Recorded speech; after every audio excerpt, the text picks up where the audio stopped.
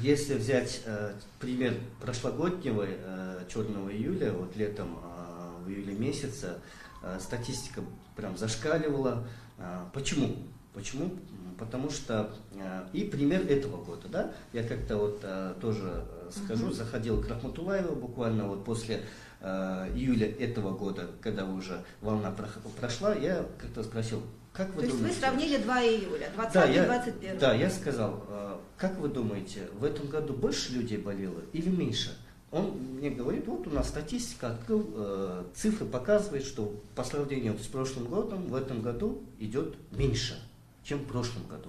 А я говорю ему в ответ, а вы знаете, что мои коллеги, и я в том числе, испытал нагрузку больше, чем в прошлом году.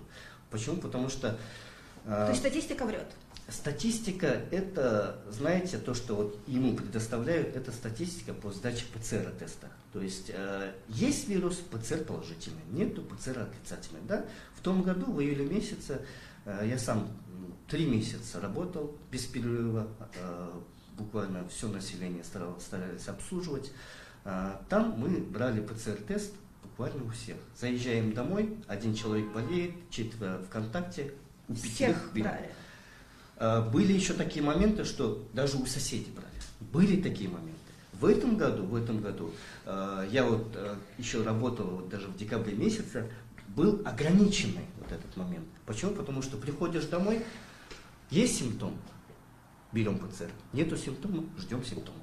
Вот так. Вот такое распоряжение было со стороны Минздрава, то есть ПЦР-тестов налево, направо мы не разбрасывались. Если один где-то ПЦР-тест или там, 5-6 ПЦР-тестов ты куда-то израсходовал, все, начинает спрашивалка, куда, что, пиши, что и, короче, вот так. Представляете, да? Ага.